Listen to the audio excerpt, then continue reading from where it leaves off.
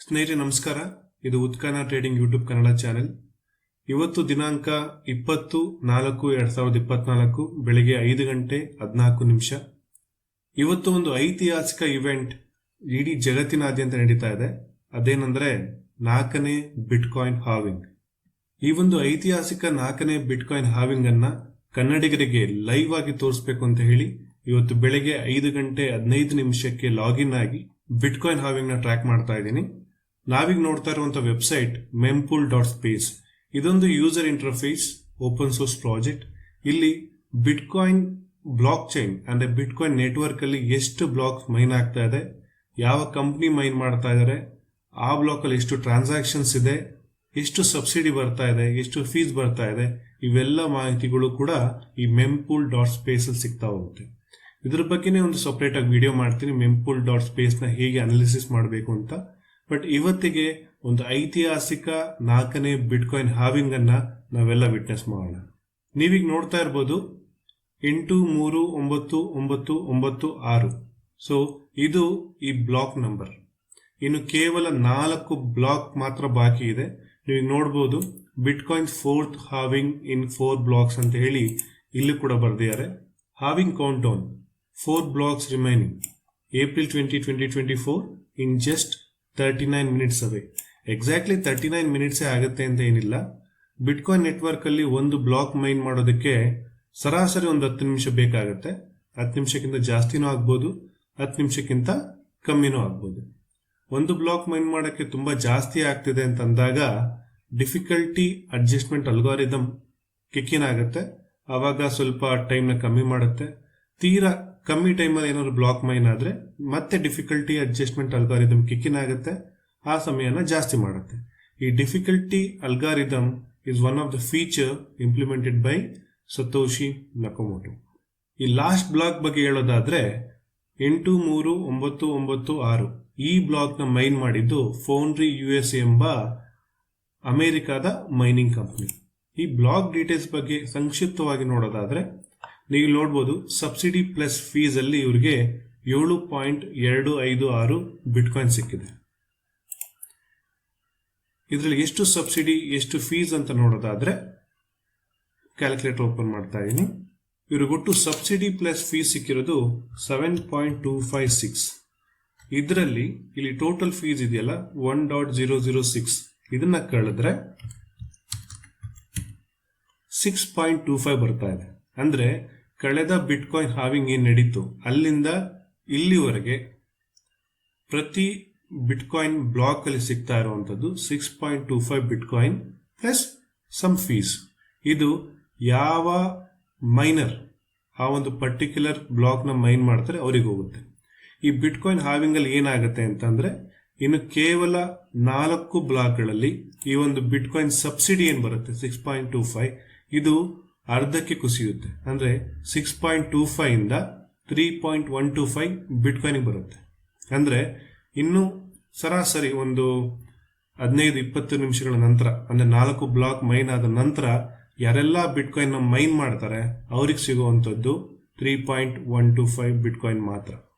ಈ foundry USA ಅನ್ನುವಂತಹ ಒಂದು ಮೈನಿಂಗ್ ಕಂಪನಿ ಬಗ್ಗೆ ನೋಡೋದಾದ್ರೆ ಈ ಫೌಂಡ್ರಿ USA ಎಂಬ ಮೈನರ್ ಕಂಪನಿ ಇಲ್ಲಿವರೆಗೂ 2,40,753 ಬಿಟ್ಕಾಯಿನ್ ಅನ್ನ ಇವರು ಮೈನ್ ಮಾಡಿದ್ದಾರೆ. ಇವರ ಒಟ್ಟು ಹ್ಯಾಶ್ ರೈಟ್ 163.1. ಸೊ ತುಂಬಾನೇ ದೊಡ್ಡ ಕಂಪನಿ ಅನ್ಸುತ್ತೆ ಇದು, ಯಾಕಂದ್ರೆ ತುಂಬಾ ಹ್ಯಾಶ್ ರೇಟ್ ಇದೆ. ಅತಿ ಹೆಚ್ಚು ಬಿಟ್ಕಾಯಿನ್ ಅನ್ನ ಇವರು ಮೈನ್ ಮಾಡಿದ್ದಾರೆ.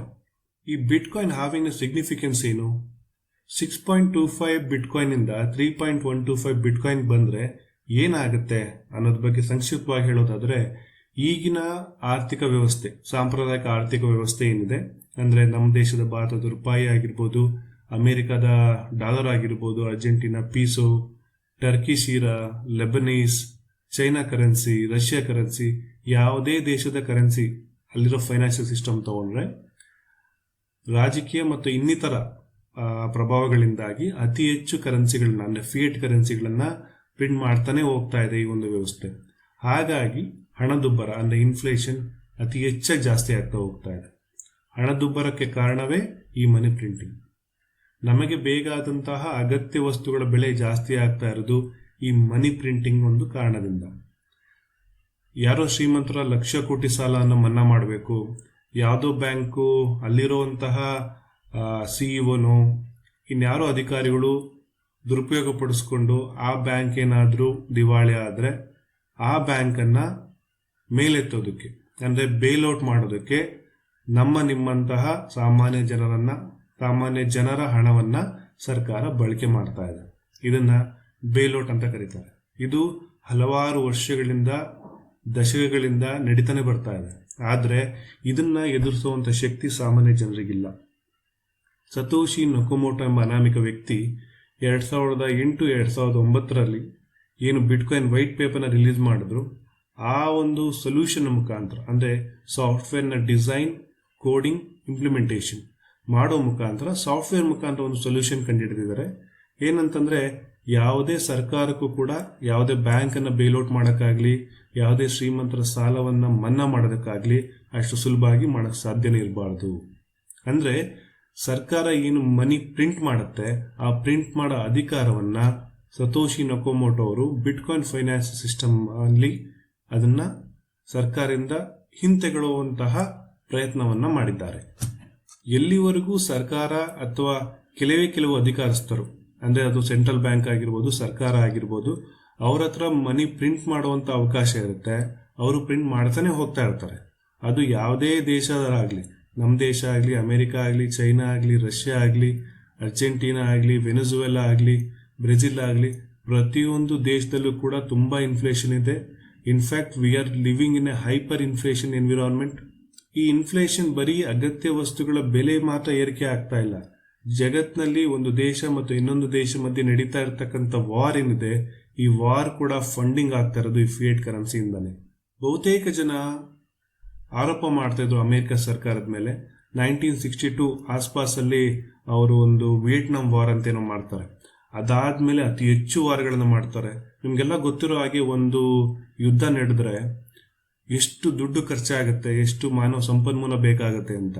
ಆದ್ರೆ ಎಷ್ಟೇ ಯುದ್ಧಗಳು ಮಾಡಲಿ, ಯಾವುದೇ ಈಗ ನೀವು ನ್ಯೂಸಲ್ಲಿ ನೋಡಿರ್ಬೋದು, ಪಾಕಿಸ್ತಾನಕ್ಕೆ ಅಷ್ಟು $1 ಬಿಲಿಯನ್ ಪ್ಯಾಕೇಜ್ ಕೊಟ್ವಿ ಅಥವಾ ಇನ್ಯಾವುದೋ ದೇಶಕ್ಕೆ ಇಷ್ಟು ಪ್ಯಾಕೇಜ್ ಕೊಟ್ರು ಅಂತ ನಾವು ಮಾಧ್ಯಮಗಳಲ್ಲಿ ನೋಡ್ತಾನೆ ಇರ್ತೀವಿ.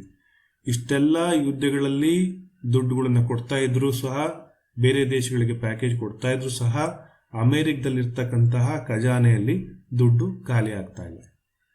ಕಾರಣ ಅವ್ರ ಹತ್ರ ಪ್ರಿಂಟ್ ಮಾಡೋ ಮೆಷಿನ್ ಇದೆ, ಅದರಿಂದ ಅವರು ಪ್ರಿಂಟ್ ಮಾಡ್ತಾನೆ ಇದ್ದಾರೆ. ಅಮೆರಿಕದ ಡಾಲರ್ ಕರೆನ್ಸಿ ಏನಿದೆ ಅದು ಜಗತ್ತಿನಾದ್ಯಂತ ವೈಡ್ಲಿ ಅಕ್ಸೆಪ್ಟೆಡ್ ಕರೆನ್ಸಿ ಆಗಿರೋದ್ರಿಂದ, ಅಂದ್ರೆ ಮೋಸ್ಟ್ ಅಕ್ಸೆಪ್ಟೆಡ್ ಮನಿ ಆಗಿರೋದ್ರಿಂದ ಅವರಿಗೆ ಅಡ್ವಾಂಟೇಜ್ ಜಾಸ್ತಿ. ಹಾಗಾಗಿ ಅವ್ರು ಎಷ್ಟೇ ಪ್ರಿಂಟ್ ಮಾಡಿದ್ರು ಅದನ್ನ ಮುಖಾಂತರನೇ ಜನ ಎಲ್ಲ ಟ್ರೇಡ್ ಮಾಡ್ತಾ ಇದ್ದಾರೆ. ಸರ್ಕಾರ ಕೂಡ ಟ್ರೇಡ್ ಮಾಡ್ತಾ ಇದೆ. ಹಾಗಾಗಿ they have A dominance. Okay, so ಅದನ್ನ ಅವರು ದುರುಪಯೋಗನೂ ಪಡಿಸ್ಕೊಳ್ತಾ ಇದ್ದಾರೆ. ಅದೆಲ್ಲರಿಗೂ ಗೊತ್ತಿರುವಂತ ವಿಚಾರ. ಅಂದ್ರೆ ಇಲ್ಲಿ ಯಾವುದೇ ಒಂದು ವ್ಯಕ್ತಿ ಅಥವಾ ಯಾವುದೇ ಒಂದು ಸರ್ಕಾರನ ಬ್ಲೇಮ್ ಮಾಡುವಂತ ಅವಶ್ಯಕತೆ ಇಲ್ಲ. ಯಾಕಂದ್ರೆ ಇಡೀ ವ್ಯವಸ್ಥೆ ಈ ರೀತಿ ಆಗ್ಬಿಟ್ಟಿದೆ.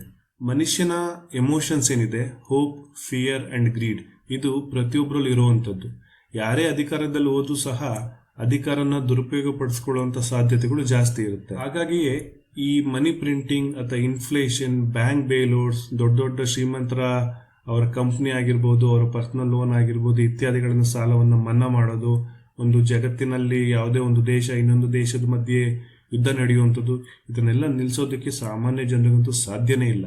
ಆಮೇಲೆ ಯಾರೆಲ್ಲ ಈಗ ಅಧಿಕಾರದಲ್ಲಿ ಕೂತಿದ್ದಾರೆ ಅವ್ರಿಗೂ ಕೂಡ ಸಾಧ್ಯ ಇಲ್ಲದಲೇ ಇರುವಂತ ಪರಿಸ್ಥಿತಿ. ಯಾಕೆಂದ್ರೆ ಈ ವ್ಯವಸ್ಥೆ ಆ ರೀತಿ ಮಾಡಿದೆ ಅವ್ರನ್ನ. ಹಾಗಾಗಿ ಸತೋಶಿ ನಕೊಮೋಟೋ ಅವರು ಒಂದು ಇನೋವೇಷನ್ ಏನ್ ಮಾಡಿದ್ದಾರೆ, ಈ ಇನೋವೇಷನ್ ಮುಖಾಂತರ ಏನಾಗುತ್ತೆ ಅಂತಂದ್ರೆ, ಒಂದು ಬಿಟ್ಕಾಯಿನ್ ಫೈನಾನ್ಷಿಯಲ್ ವರ್ಲ್ಡ್ ಅಲ್ಲಿ ಬಿಟ್ಕಾಯಿನ್ ಇರೋದೇ 21 ಮಿಲಿಯನ್, ಅಂದ್ರೆ 2,10,00,000 ಬಿಟ್ಕಾಯಿನ್ ಮಾತ್ರ. ಇದಕ್ಕಿಂತ ಹೆಚ್ಚಿನ ಬಿಟ್ಕಾಯಿನ್ ಅನ್ನ ಈ ಫೈನಾನ್ಷಿಯಲ್ ಸಿಸ್ಟಮ್ ಅಲ್ಲಿ ಪ್ರಿಂಟ್ ಮಾಡೋದು ಯಾರಿಂದಲೂ ಸಾಧ್ಯ ಇಲ್ಲ. ಸೊ ಲೆಟ್ಸ್ ಸೇ ಇಮ್ಯಾಜಿನ್ ಒಂದು ದೇಶ ಇನ್ನೊಂದು ದೇಶದ ಮಧ್ಯೆ ಯುದ್ಧ ಮಾಡಬೇಕು ಅಂತ ಹೋಗುತ್ತೆ ಅಂತ ಅನ್ಕೋಣ. ಅವ್ರ ಹತ್ರ ಒಂದು 10,000 ಬಿಟ್ಕಾಯಿನ್ ಇರುತ್ತೆ ಅವ್ರ ಖಜಾನೆಯಲ್ಲಿ.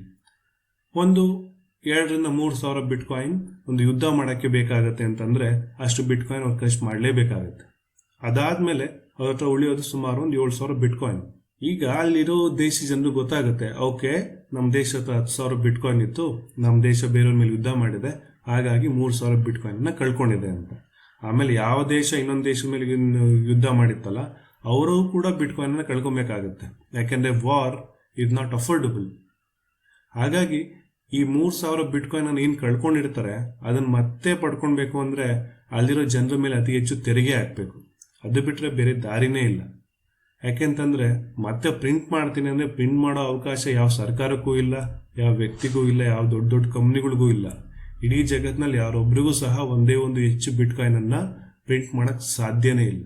ಹಾಗಾಗಿ ಏನಾಗ್ತಾ ಹೋಗುತ್ತೆ, ಸರ್ಕಾರದ ಮೇಲೆ ಅಥವಾ ಸೆಂಟ್ರಲ್ ಬ್ಯಾಂಕಿಂಗ್ ಮೇಲೆ ಒಂದು ಪ್ರೆಷರ್ ಬೀಳ್ತಾ ಹೋಗುತ್ತೆ.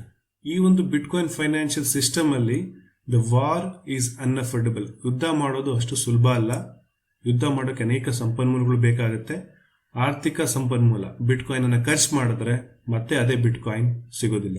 ಯಾವುದೇ ಒಂದು ದೇಶ ವಾರ್, ಬೇಲೋಡ್ಸ್, ಶ್ರೀಮಂತ ಸಾಲ ಮನ್ನಾ, ಭ್ರಷ್ಟಾಚಾರ, ಲಂಚ, ದುರಾಡಳಿತ ಇದನ್ನ ಅತಿ ಹೆಚ್ಚು ಮಾಡ್ತಾ ಇರ್ತವೆ. ಅವರು ಲಾಂಗ್ ಟರ್ಮ್ ನಲ್ಲಿ ಸಸ್ಟೈನ್ ಆಗೋದಿಲ್ಲ. ಇದು ಒಂದು ಸಂಕ್ಷಿಪ್ತ ಮಾಹಿತಿ. ಬಿಟ್ಕಾಯಿನ್ ಹಾವಿಂಗ್ ಅಂದ್ರೇನು, ಬಿಟ್ಕಾಯಿನ್ ಅಲ್ಲಿ ಓವರ್ ಆಲ್ ಇರೋದು 2,10,00,000 ಬಿಟ್ಕಾಯಿನ್ ಅಂದ್ರೆ 21 ಮಿಲಿಯನ್ ಬಿಟ್ಕಾಯಿನ್ ಮಾತ್ರ. ಸೊ ಇದು ಹೇಗೆ ಸರ್ಕಾರದ ಮಟ್ಟದಲ್ಲಿ ಒಂದು ಪ್ರಭಾವ ಬೀರುತ್ತೆ ಅಂತ ಹೇಳಿ ನಾನು ಸಂಕ್ಷಿಪ್ತವಾಗಿ ಎಕ್ಸ್ಪ್ಲೇನ್ ಮಾಡಿದೆ. ಈ ಒಂದು ಲೈವ್ ವಿಡಿಯೋ ಮಾಡ್ತಾ ಇರೋಂಥ ಉದ್ದೇಶ, ಇದೊಂದು ಐತಿಹಾಸಿಕ ಇವೆಂಟ್. ಯಾಕೆಂತಂದ್ರೆ ಹಿಂದೆ ನಡೆದಿರ್ತಕ್ಕಂಥ ಬಿಟ್ಕಾಯಿನ್ ಹಾವಿಂಗ್ ಏನಿದೆ, ಮೊದಲ ಬಿಟ್ಕಾಯಿನ್ ಹಾವಿಂಗ್ ಅಲ್ಲಿ ಬಿಟ್ಕಾಯಿನ್ ಪ್ರೈಸ್ 92 ಪಟ್ಟು ಜಾಸ್ತಿ ಆಗಿದೆ. ಎರಡನೇ ಬಿಟ್ಕಾಯಿನ್ ಹಾವಿಂಗ್ ಅಲ್ಲಿ 30 ಪಟ್ಟು ಜಾಸ್ತಿ ಆಗಿದೆ. ಮೂರನೇ ಬಿಟ್ಕಾಯಿನ್ ಹಾವಿಂಗ್ ಅಲ್ಲಿ 8 ಪಟ್ಟು ಬಿಟ್ಕಾಯಿನ್ ಪ್ರೈಸ್ ಜಾಸ್ತಿ ಆಗಿದೆ. ಈ ಸಲ ಬಿಟ್ಕಾಯಿನ್ ಹಾವಿಂಗ್ ಅಲ್ಲಿ ಎಷ್ಟು ಆಗುತ್ತೆ ಅಂತ ನೋಡೋಣ. ಓಕೆ, ಈಗ 8,39,998ನೇ ಬ್ಲಾಕ್ ಮೈನ್ ಆಗಿದೆ. ಈ ಮೈನ್ ಮಾಡಿದ್ದವರು ಫೌಂಡ್ರಿ US ಎಂಬ ಅಮೆರಿಕದ ಕಂಪ್ನಿ. 2 ನಿಮಿಷದ ಹಿಂದೆ ಒಟ್ಟು 2,254 ಟ್ರಾನ್ಸಾಕ್ಷನ್ಸ್ ಆಗಿದೆ ಈ ಮೈನಿಂಗ್ ಬ್ಲಾಕ್ ಅಲ್ಲಿ. ನೀವೀಗ ನೋಡ್ತಾ ಇರಬಹುದು transaction fees bitcoin on chain ಅಲ್ಲಿ ತುಂಬಾನೇ ಜಾಸ್ತಿ ಆಗಿದೆ. Medium priority 76 sats per virtual byte. So usually 8ರಿಂದ 9 ಅಥವಾ 12 ಅಥವಾ 15, 20 ಸ್ಯಾಟ್ಸ್ ಪರ್ ವರ್ಚುವಲ್ ಬೈಟ್ ಇತ್ತು. ಈಗಾಗಲೇ ಅದು ಸುಮಾರು 4ರಿಂದ 8 ಪಟ್ಟು ಅಥವಾ 10 ಪಟ್ಟು ಫೀಸ್ ಜಾಸ್ತಿ ಆಗಿದೆ ಬಿಟ್ಕಾಯಿನ್ ಆನ್ ಚೈನ್ ಅಲ್ಲಿ. ಬಿಟ್ಕಾಯಿನ್ ಆನ್ ಚೈನ್ ಅಲ್ಲಿ ಫೀಸ್ ಜಾಸ್ತಿ ಆಗ್ತಾನೆ ಹೋಗ್ತಾ ಇರುತ್ತೆ ವರ್ಷಗಳು ಕಳೆದಂತೆ. ಯಾಕೆಂತಂದ್ರೆ ಪ್ರತಿಯೊಂದು ಬಿಟ್ಕಾಯಿನ್ ಬ್ಲಾಕ್ ಅಲ್ಲಿ ಬರುವಂತ ಸಬ್ಸಿಡಿ ಈಗ 6.25 ಇಂದ ಹೇಗೆ 3.125 ಬಿಟ್ಕಾಯಿನ್ ಬರುತ್ತೆ, ಈ ರೀತಿ ಬಿಟ್ಕಾಯಿನ್ ಕಮ್ಮಿ ಆಗ್ತಾ ಹೋಗ್ತಾ ಮೈನಸ್ಗಳಿಗೆ ಕಮ್ಮಿ ಬಿಟ್ಕಾಯಿನ್ ಸಿಗ್ತಾ ಹೋಗುತ್ತೆ.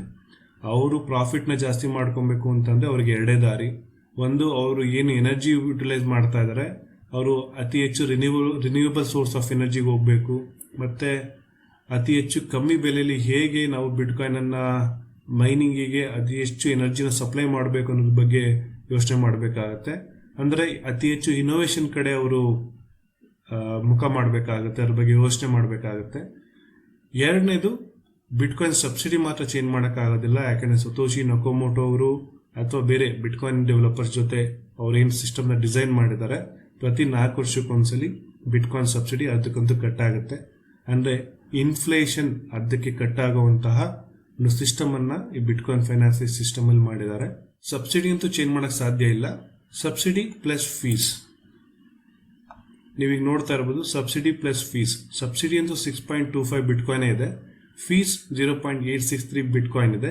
ಈ ಫೀಸ್ ಬೆಲೆ ಜಾಸ್ತಿ ಆಗ್ತಾ ಹೋಗುತ್ತೆ ಬಿಟ್ಕಾಯಿನ್ ಆನ್ ಚೈನ್ ಅಲ್ಲಿ.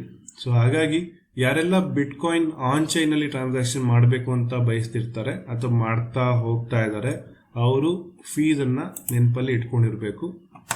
ಈಗಾಗಲೇ ಫೀಸ್ ಜಾಸ್ತಿ ಆಗ್ತಾ ಇದೆ. ಮುಂದೆ ಹೋಗ್ತಾ ಹೋಗ್ತಾ ಹಲವಾರು ವರ್ಷಗಳು ಕಳೀತಾ ಈ ಫೀಸ್ ಜಾಸ್ತಿ ಆಗೋ ಚಾನ್ಸಸ್ ಜಾಸ್ತಿ. ಈಗಿನ ಬ್ಲಾಕ್ 8,39,998ನೇ ಬ್ಲಾಕ್. ಸಮಯ 5 ಗಂಟೆ 33 ನಿಮಿಷ.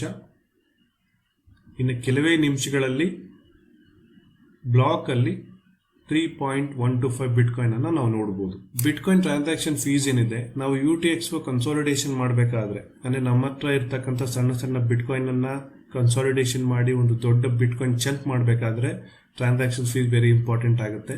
ಯಾಕಂದ್ರೆ ನಾವು ನಮ್ಮ ಪ್ರೈವೇಟ್ ಕೀಸ್ ಇಂದ ಟ್ರಾನ್ಸಾಕ್ಷನ್ ಸೈನ್ ಮಾಡಿ ಒಂದು ದೊಡ್ಡ UTX ಕನ್ವರ್ಟ್ ಮಾಡ್ತೀವಿ. ಇಲ್ಲ ಅಂತಂದ್ರೆ ನಮ್ಮ ಹತ್ರ ಒಂದು ಸಣ್ಣ 10 ಬಿಟ್ಕಾಯಿನ್ ಇತ್ತು ಅಂತಂದ್ರೆ ಸಣ್ಣ 10 ಬಿಟ್ಕಾಯಿನ್ ಅನ್ನ ನಾವು ಬೇರೆಯವರಿಗೆ ವರ್ಗಾವಣೆ ಮಾಡಬೇಕಾದ್ರೆ 10 ಬಿಟ್ಕಾಯಿನ್ಗೂ ಟ್ರಾನ್ಸಾಕ್ಷನ್ ಫೀಸ್ ಆಗುತ್ತೆ. ಅದು ಬದಲು ಒಂದು ದೊಡ್ಡ ಬಿಟ್ಕಾಯಿನ್ ಚಂಕ್ನ ಇಟ್ಕೊಂಡ್ರೆ ಅವಾಗ ಅದನ್ನು ಕಳಿಸ್ಬೇಕಾದ್ರೆ ಒಂದೇ ಒಂದು ಟ್ರಾನ್ಸಾಕ್ಷನ್ ಫೀಸ್ ಆಗುತ್ತೆ. So irrespective of the bitcoin price, ಅವ್ರು ಯಾರೇ ಆಗಲಿ $1 ಬಿಲಿಯನ್ ವ್ಯವಹಾರ ಮಾಡ್ತಾ ಇರಲಿ, ಅವ್ರಿಗೂ ಒಂದೇ ಫೀಸ್, ಅಥವಾ $10 ಬೆಲೆ ಬಾಳುವಂಥ ಬಿಟ್ಕಾಯಿನ್ ಕಳಿಸ್ತಾ ಇದೆ ಅಂತ ಅಂದ್ರೂ ಕೂಡ ಅವ್ರಿಗೂ ಕೂಡ ಒಂದೇ ಫೀಸ್ ಇರುತ್ತೆ. ಈ UTX ಮ್ಯಾನೇಜ್ಮೆಂಟ್ ಅಂದ್ರೆ ಏನು, ಟ್ರಾನ್ಸಾಕ್ಷನ್ ಫೀಸ್ ಅಂದ್ರೆ ಹೇಗಿರುತ್ತೆ, ಇದ್ರ ಬಗ್ಗೆ ಹೆಚ್ಚಿನ ಮಾಹಿತಿಗಾಗಿ ಉತ್ಕನ್ನ ಟ್ರೇಡಿಂಗ್ ಯೂಟ್ಯೂಬ್ ಚಾನೆಲ್ನ ನೋಡ್ತಾ ಇರಿ. ಇನ್ನು 2 ಬ್ಲಾಕ್ ಮೈನ್ ಆಗಬೇಕಾಗಿದೆ. ಅದು ಮೈನ್ ಆದರೆ ಹೊಸ ಬಿಟ್ಕಾಯಿನ್ ಬ್ಲಾಕ್ ಅಲ್ಲಿ 3.125 ಬಿಟ್ಕಾಯಿನ್ ಸಬ್ಸಿಡಿನ ನಾವು ನೋಡ್ಬೋದು. ಕಳೆದ ಬಿಟ್ಕಾಯಿನ್ ಹಾವಿಂಗ್ ಅಲ್ಲಿ ಬಿಟ್ಕಾಯಿನ್ ಪ್ರೈಸ್ $8,000 ಚಿಲ್ಲರೆ ಡಾಲರ್ ಇತ್ತು. ಈಗ ಸುಮಾರು $60,000 ಚಿಲ್ಲರೆ ಡಾಲರ್ ಟ್ರೇಡ್ ಆಗ್ತಾ ಇದೆ. ಸುಮಾರು 8ರಿಂದ 60 ಅಂತಂದ್ರೆ 5-6 ಪಟ್ಟು ಜಾಸ್ತಿ ಆಗಿದೆ. ಆಲ್ ಟೈಮ್ ಹೈ ಹೋಲಿಸ್ಕೊಂಡ್ರೆ 8 ಪಟ್ಟು ಜಾಸ್ತಿ ಆಗಿದೆ.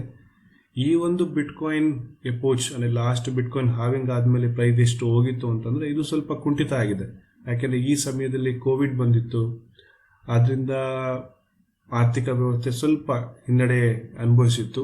ಜೊತೆಗೆ FTX ಅನ್ನುವಂತಹ ಒಂದು ದೊಡ್ಡ ಎಕ್ಸ್ಚೇಂಜ್ ಕೊಲ್ಯಾಪ್ಸ್ ಆಗಿತ್ತು. ಸೊ ಇವೆಲ್ಲವ ಕಾರಣದಿಂದ ಆಮೇಲೆ ಚೈನಾ ಕೂಡ ಬಿಟ್ಕಾಯಿನ್ ಮೈನಿಂಗ್ ನ ಬ್ಯಾನ್ ಮಾಡಿತ್ತು.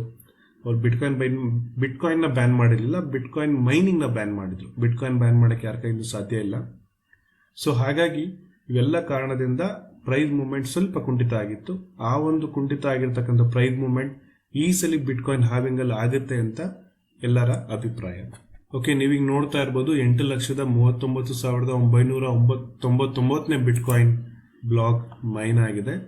ಇದರಲ್ಲೂ ಕೂಡ 7.295 ಸಬ್ಸಿಡಿ ಮತ್ತೆ ಫೀಸ್ ಬಂದಿದೆ. ಇದು ಮತ್ತೆ ಕ್ಯಾಲ್ಕುಲೇಟ್ ಮಾಡ್ತೀನಿ. ನೀವು ನೋಡ್ಬೋದು ಒಟ್ಟು ಸಬ್ಸಿಡಿ ಪ್ಲಸ್ ಫೀಸ್ ಬಂದಿರೋದು 7.295 ಮೈನಸ್ ಫೀಸ್ 1.045 6.25 ಬಿಟ್ಕಾಯಿನ್ ಬಂದಿದೆ. ಈ ಬಿಟ್ಕಾಯಿನ್ ಹೋಗಿರುವಂಥದ್ದು SBI ಕ್ರಿಪ್ಟೋ ಅನ್ನುವಂತಹ ಮೈನಿಂಗ್ ಕಂಪ್ನಿಗೆ. ನೋಡೋಣ, ಸರಾಸರಿ 9 ನಿಮಿಷ ಅಂತ ಹೇಳ್ತಾ ಇದೆ.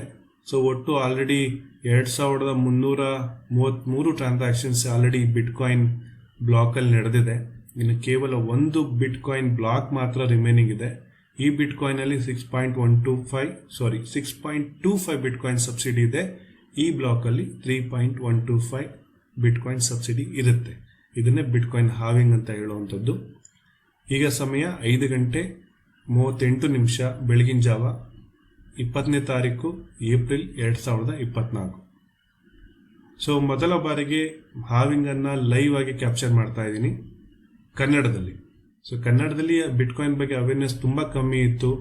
ಮಾಧ್ಯಮಗಳಲ್ಲಿ ಕರ್ನಾಟಕ ಬಿಟ್ಕಾಯಿನ್ ಹಗರಣ ಅದಾದ ಸಂದರ್ಭದಲ್ಲಿ ಬಿಟ್ಕಾಯಿನ್ ಬಗ್ಗೆ ಅತಿ ಹೆಚ್ಚು ನೆಗೆಟಿವ್ ಇನ್ಫಾರ್ಮೇಶನ್ ಇತ್ತು ಹೊರತು ಯಾರು ಕೂಡ ಬಿಟ್ಕಾಯಿನ್ ಒಂದು ಹೊಸ financial system, it is the hardest money that a human has ever discovered, bitcoin ಇಂದ ಜನರಿಗೆ ಒಳ್ಳೇದಾಗುತ್ತೆ, ಸಮಾಜಕ್ಕೆ ಒಳ್ಳೇದಾಗುತ್ತೆ, ಸಾಮಾಜಿಕ ನ್ಯಾಯ ಸಿಗುತ್ತೆ ಅನ್ನೋದ್ರ ಬಗ್ಗೆ ತುಂಬಾ ಜನ ಅದ್ರ ಬಗ್ಗೆ ಮಾತಾಡ್ತಾ ಇರಲಿಲ್ಲ. ಯೂಟ್ಯೂಬ್ನಲ್ಲೂ ಕೂಡ ದೊಡ್ಡ ದೊಡ್ಡ ಚಾನೆಲ್ಗಳೇನಿದೆ ಅದು ನಡೀತಾ ಇರಲಿಲ್ಲ.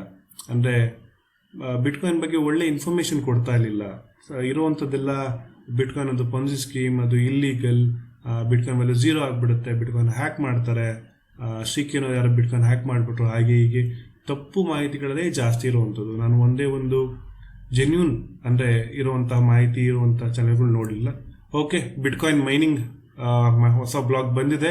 ಈ ಬ್ಲಾಕ್ ಅಲ್ಲಿ ನೀವು ನೋಡ್ಬೋದು ವಯಾ BTC ಅನ್ನುವಂತಹ ಮೈನಿಂಗ್ ಕಂಪ್ನಿ ಇದನ್ನ ಮಾಡಿದ್ದಾರೆ, ಮೈನಿಂಗ್ ಆಗಿದೆ. ಸೊ ಸಬ್ಸಿಡಿ ಕಮ್ಮಿ ಆಗಿದೆ, ಫೀಸ್ ನಿಮ್ಗೆಲ್ಲರಿಗೂ ಗೊತ್ತಿರೋ ಹಾಗೆ 37 ಬಿಟ್ಕಾಯಿನ್ ಬಂದಿದೆ.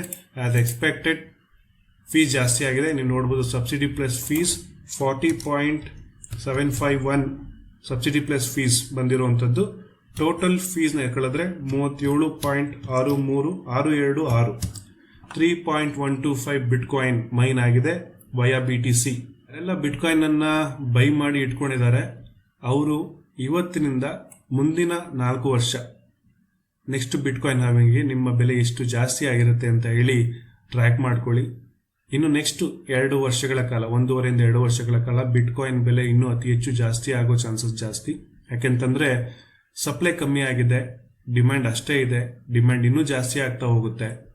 ಸೊ ಸಪ್ಲೈ ಅಂತೂ ಯಾರಿಂದನೂ ಚೇಂಜ್ ಮಾಡಕ್ ಸಾಧ್ಯ ಇಲ್ಲ, ಬಟ್ ಡಿಮ್ಯಾಂಡ್ ಅಂತೂ ಜಾಸ್ತಿ ಆಗ್ತಾ ಇದೆ.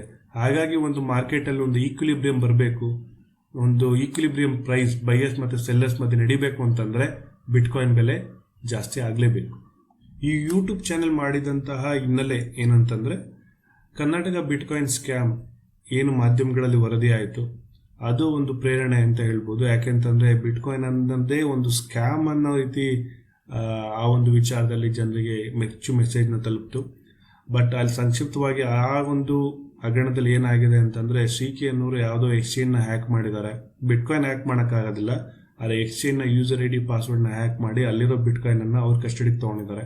ಅದಾದಮೇಲೆ ಅವ್ರ ಹತ್ರ ಇಷ್ಟು ಬಿಟ್ಕಾಯಿನ್ ಇದೆ ಅಂತ ಗೊತ್ತಾದ್ಮೇಲೆ ಮಾಧ್ಯಮಗಳು ವರದಿ ಮಾಡಿರೋ ಪ್ರಕಾರ ಬೇರೆ ಬೇರೆ ರಾಜಕಾರಣಿಗಳು, ಅಧಿಕಾರಸ್ಥರು ಅಂದರೆ ಅಧಿಕಾರಿಗಳು ಅವ್ರನ್ನ ಬ್ಲ್ಯಾಕ್ ಮೇಲ್ ಮಾಡಿ ಅವ್ರ ವ್ಯಾಲೆಟಿಗೆ ಬಿಟ್ಕಾಯಿನನ್ನು ಟ್ರಾನ್ಸ್ಫರ್ ಮಾಡ್ಕೊಂಡಿದ್ದಾರೆ ಅಂತೇಳಿ ಮಾಧ್ಯಮಗಳಲ್ಲಿ ಪ್ರಜಾವಾಣಿ ಮತ್ತು ಉದಯವಾಣಿ ಬೇರೆ ಬೇರೆ ಪತ್ರಿಕೆಗಳಲ್ಲಿ ಇದನ್ನು ಓದಿದ್ದೆ.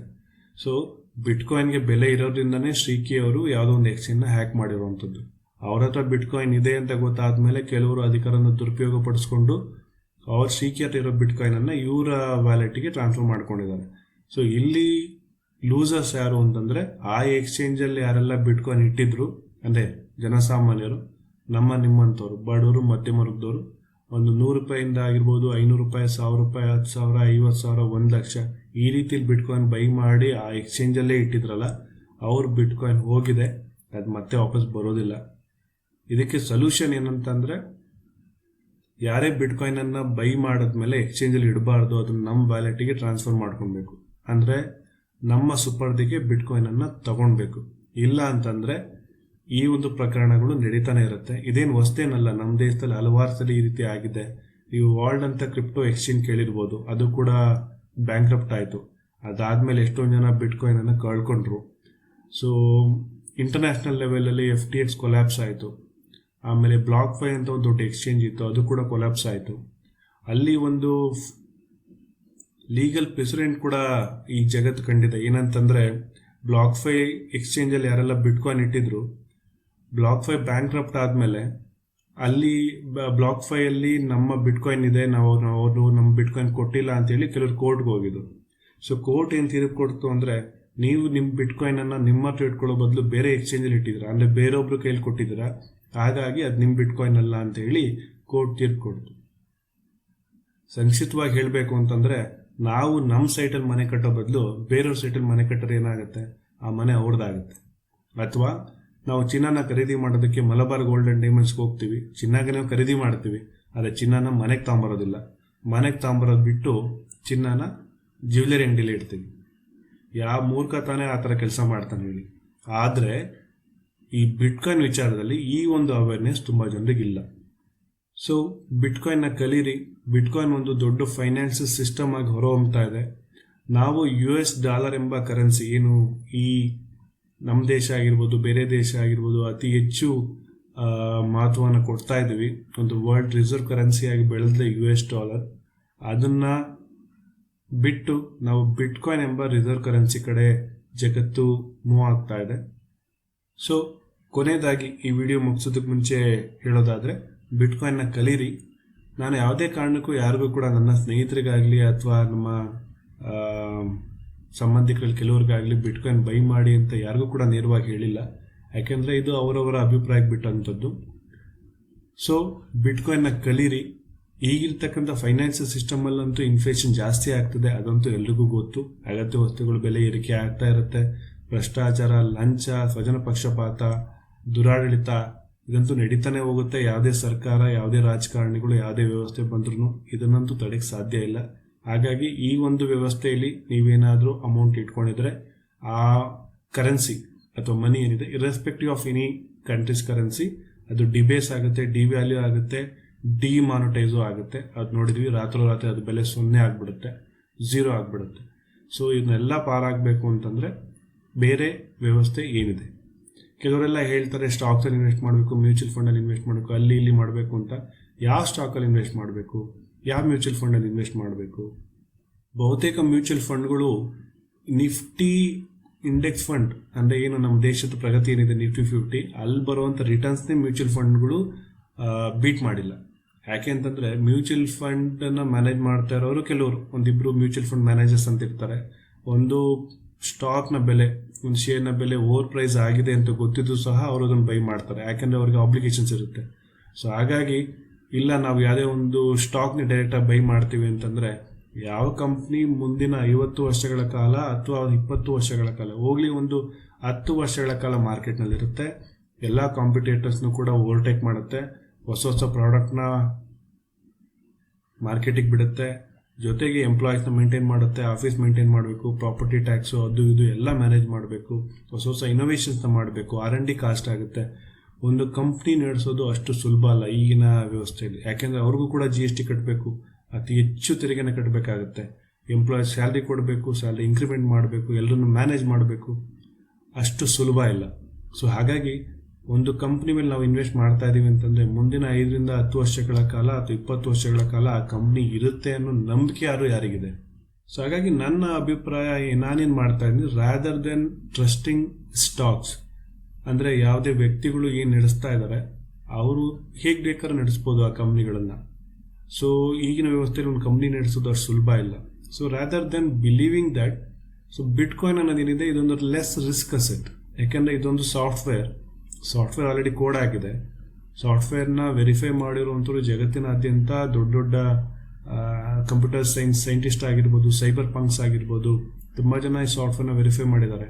ಈ ಸಾಫ್ಟ್ವೇರ್ ಕಳೆದ 16 ವರ್ಷಗಳಿಂದ ರನ್ ಆಗ್ತಾನೆ ಇದೆ, ಯಾವುದೇ ರೀತಿ ಬಗ್ ಇಲ್ಲ, ಯಾವುದೇ ರೀತಿ ಡೌನ್ ಟೈಮ್ ಇಲ್ಲ, ರನ್ ಆಗ್ತಾ ಇದೆ ಅಷ್ಟೇ. ಸಾಫ್ಟ್ವೇರ್ ಕೋಡ್ ಯಾರು ಚೇಂಜ್ ಮಾಡೋಕ್ಕಾಗತ್ತಾ? ಇಲ್ಲ. ಬಿಟ್ಕಾಯಿನ್ ನೆಟ್ವರ್ಕ್ ಯಾರನ್ನಾದ್ರೂ ಹ್ಯಾಕ್ ಮಾಡೋಕ್ಕಾಗತ್ತಾ? ಇಲ್ಲ. ಬಿಟ್ಕಾಯಿನ್ ವ್ಯಾಲ್ಯೂ 0ಗೆ ಹೋಗುತ್ತಾ? ಅದು purely depends on the buyers and seller. ಯಾರೂ ಬೈಯರ್ಸ್ ಇಲ್ಲ, ಬರೀ ಸೆಲ್ಲರ್ಸೇ ಇದ್ದಾರೆ ಅಂತಂದರೆ ಆವಾಗ ಬಿಟ್ಕಾಯಿನ್ ವ್ಯಾಲ್ಯೂ 0 ಹೋಗುತ್ತೆ. ಆದರೆ ಬಿಟ್ಕಾಯಿನ್ ಬೆಲೆ ಜಾಸ್ತಿ ಆಗ್ತಾ ಇದೆ ಅಂತ ಹೋದಾಗ ಎಲ್ಲರೂ ಕೂಡ ಬೈ ಮಾಡ್ತಾನೆ ಇದ್ದಾರೆ ಹೊರತು ಯಾರು ಕೂಡ ಅದನ್ನು ಸೆಲ್ ಮಾಡೋ ಸಂಖ್ಯೆ ತುಂಬ ಕಮ್ಮಿ. ಹಾಗಾಗಿ ಇವತ್ತು ಬಿಟ್ಕಾಯಿನ್ ಬೆಲೆ 60 ಲಕ್ಷ 55 ಲಕ್ಷ ಚಿಲ್ಲರೆ ನಡೀತಾ ಇರುವಂಥದ್ದು ಒಂದು ಬಿಟ್ಕಾಯಿನ್ಗೆ. ಸೊ ಬಿಟ್ಕಾಯಿನಲ್ಲಿ ನನಗೆ ಯಾವುದೂ ಜಾಸ್ತಿ ರಿಸ್ಕ್ ಕಾಣಿಸ್ತಾ ಇಲ್ಲ, ಯಾಕೆಂದರೆ ಇದೊಂದು ಸಾಫ್ಟ್ವೇರ್ ಜಗತ್ತಿನಾದ್ಯಂತ ಇರುವಂತಹ ಸಾವಿರಾರು ಕಂಪ್ಯೂಟರ್ಗಳಲ್ಲಿ ರನ್ ಆಗ್ತಾ ಇದೆ. ನಾವು ಕೂಡ ನಮ್ಮ ಕಂಪ್ಯೂಟರ್ಲಿ ಒಂದು ಬಿಟ್ಕಾಯಿನ್ ಸಾಫ್ಟ್ವೇರ್ನ ರನ್ ಮಾಡ್ತಾ ಇದ್ದೀನಿ. ನೀವು ಕೂಡ ನಿಮ್ಮ ಮನೆಯಲ್ಲಿ ಬಿಟ್ಕಾಯಿನ್ ಕೋರ್ ಸಾಫ್ಟ್ವೇರ್ನ ರನ್ ಮಾಡ್ಬೋದು. ಸೊ ಹಾಗಾಗಿ ಬಿಟ್ಕಾಯಿನ್ ಒಂದು ಸಾಫ್ಟ್ವೇರ್ ರನ್ ಆಗ್ತಾ ಇದೆ, ಹಲವಾರು ವರ್ಷಗಳಿಂದ ರನ್ ಆಗ್ತಾ ಇದೆ, ಮುಂದೆ ಕೂಡ ರನ್ ಆಗ್ತಾನೆ ಹೋಗುತ್ತೆ. ಇದೊಂದು ಓಪನ್ ಸೋರ್ಸ್ ಸಾಫ್ಟ್ವೇರ್ ಆಗಿರೋದ್ರಿಂದ ಜಗತ್ತಿನಲ್ಲಿ ಇರ್ತಕ್ಕಂಥ ದೊಡ್ಡ ದೊಡ್ಡ ಸೈಂಟಿಸ್ಟ್ಗಳು ಇದನ್ನ ಆಲ್ರೆಡಿ ವೆರಿಫೈ ಮಾಡಿದ್ದಾರೆ, ಸಾಫ್ಟ್ವೇರ್ ಸೋರ್ಸ್ ಕೋಡ್ನ. ಯಾರೂ ಕೂಡ ಬಿಟ್ಕಾಯಿನ್ ಹ್ಯಾಕ್ ಮಾಡ್ತೀನಿ, ಬಿಟ್ಕಾಯಿನ್ ಕಾಂಪ್ರಮೈಸ್ ಆಗುತ್ತೆ ಅಂತ ಹೇಳಿರೋರು ಯಾರೂ ಇಲ್ಲ. ಯಾರೆಲ್ಲ ಹೇಳಿದ್ದಾರೆ ಅದನ್ನು ಮಾಡೋಕ್ಕೆ ಅವ್ರ ಕೈಲಿ ಸಾಧ್ಯನೂ ಆಗಿಲ್ಲ. ಅದು ದೇಶನೇ ಆಗಿರ್ಬೋದು, ಒಬ್ಬ ವ್ಯಕ್ತಿನೇ ಆಗಿರ್ಬೋದು, ಅಥವಾ ಇನ್ಸ್ಟಿಟ್ಯೂಷನೇ ಆಗಿರ್ಬೋದು. ಸೊ ನನ್ನ ಪ್ರಕಾರ ಹೇಳೋದಾದ್ರೆ ಬಿಟ್ಕಾಯಿನ್ ಒಂದು less risk asset compare to stocks, mutual funds, real estate, anything. ಯಾಕೆಂದರೆ ಪ್ರತಿಯೊಂದು ಬಿಟ್ಕಾಯಿನ್ ಹೊರತುಪಡಿಸಿ ಬೇರೆಲ್ಲ ಏನು ಅಸೆಟ್ಸ್ ಇದೆ ಅವೆಲ್ಲವೂ ಕೂಡ ಜಿಯೋಗ್ರಫಿಕಲ್ ರೆಸ್ಟ್ರಿಕ್ಷನ್ಸಿಗೆ ಒಳಪಡುತ್ತೆ. ಅಂತಂದರೆ ಈಗ ನಮ್ಮ ಹತ್ರ 100 kg ಚಿನ್ನ ಇದೆ ಅಂತಂದರೆ ಏರ್ಪೋರ್ಟಲ್ಲಿ ಅದನ್ನು ತೊಗೊಳೋಕ್ಕಾಗೋದಿಲ್ಲ. ನಾವು ಒಂದು ಕಡೆಯಿಂದ ಒಂದು ಕಡೆ ಮೂವ್ ಆಗ್ತೀವಿ ಅಂತಂದ್ರು ನಮ್ಮದೇ ಚಿನ್ನ ಮೂವ್ ಆಗೋದು ತುಂಬ ಕಷ್ಟ. ಅಥವಾ ಒಂದು ಬ್ಯಾಗ್ ಫುಲ್ಲು ಒಂದು ಕರೆನ್ಸಿ ನೋಟ್ಗಳನ್ನು ಇಟ್ಕೊಂಡು ಹೋಗ್ತಾ ಇದ್ದೀವಿ ಅಂತಂದರೆ ಅದಕ್ಕೆ ತುಂಬ ಪ್ರಶ್ನೆಗಳು ಬರುತ್ತೆ ಈಗಿನ ವ್ಯವಸ್ಥೆಯಲ್ಲಿ. ಅದನ್ನು ಕೂಡ ಸ್ವಲ್ಪ ತೊಗೊಳೋಕೆ ಸಾಧ್ಯನೇ ಇಲ್ಲ, ಯಾಕಂದರೆ ಅದು ನಮ್ಮ ದುಡ್ಡೇ, ಯಾರೂ ಕೂಡ ತೊಗೊಳೋಕ್ಕಾಗೋದಿಲ್ಲ. ರಿಯಲ್ ಎಸ್ಟೇಟ್ ಕೂಡ ಜಿಯೋಗ್ರಫಿಕಲ್ ರೆಸ್ಟ್ರಿಕ್ಷನ್ ಒಳಪಡುತ್ತೆ. ನಾವು ಯಾವುದೋ ಒಂದು ಏರಿಯಾದಲ್ಲಿ ಇದ್ದೀವಿ, ಅಲ್ಲಿ ಪ್ರಾಪರ್ಟಿ ಟ್ಯಾಕ್ಸ್ ತುಂಬ ಜಾಸ್ತಿ ಆಗಿದೆ, ಅಲ್ಲಿ ಕಾನೂನು ಸುವ್ಯವಸ್ಥೆ ಇಲ್ಲ ಅಂತೇಳಿ ಬೇರೆ ರಾಜ್ಯಕ್ಕೋ ಅಥವಾ ಬೇರೆ ಜಿಲ್ಲೆಗೆ ಹೋಗಿ ಆರಾಮಾಗಿ ನೆಮ್ಮದಿಯಾಗಿ ಜೀವನ ಮಾಡ್ತೀವಿ ಅಂದರೂ ಕೂಡ ಇಲ್ಲಿರುವಂಥ ರಿಯಲ್ ಎಸ್ಟೇಟ್ನ ತೆಗೆದು ಅಲ್ಲಿ ತೊಗೊಳೋಕ್ಕಾಗೋದಿಲ್ಲ. ಯಾಕೆಂತಂದರೆ ಗೊತ್ತು, ಇಟ್ಸ್ ನಾಟ್ ಫಿಸಿಕಲಿ ಮೂವಬಲ್.